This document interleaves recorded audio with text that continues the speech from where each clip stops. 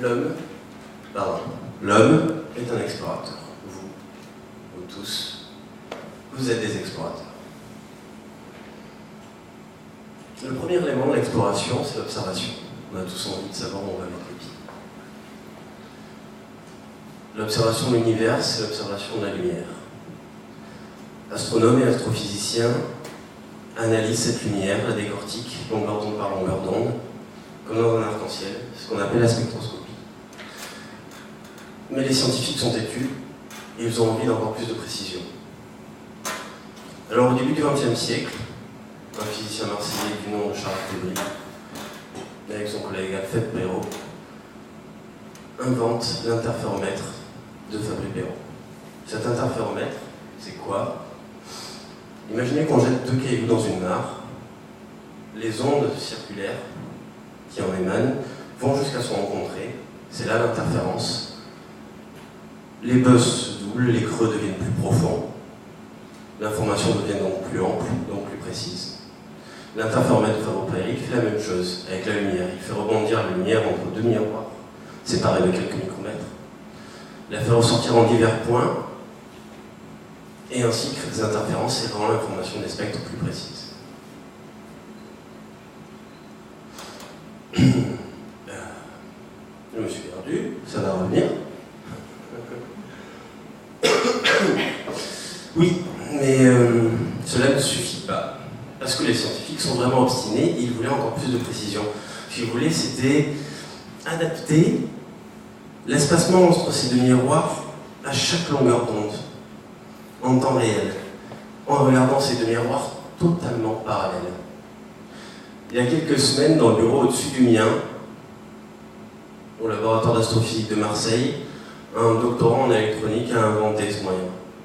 Il a inventé comment, avec une précision de l'ordre du nanomètre, rendre l'espacement entre ces 2 miroirs en les gardant parallèles et l'adapter à chaque longueur d'onde. Il s'appelle Issa Ouattara, il est né au Burkina Faso. Il n'a pas grandi comme la plupart d'entre nous, entouré de grandes facultés, ni de professeurs réputés. Il me disait il y a encore quelques semaines, tu sais, quand j'étais petit, je comprenais rien aux histoires d'exploration de l'univers. En Afrique, on avait 2 chats fouettés qui se demandaient de quoi étaient composées les étoiles. On en a mangé, j'étais déjà content.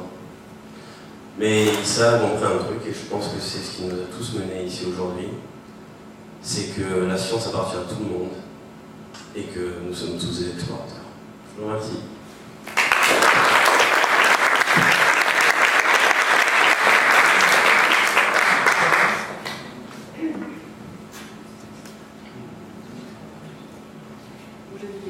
Je crois que j'ai compris un peu l'idée de rapprocher, d'avoir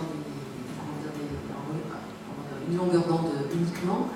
Quelle est l'application, on va dire, concrète?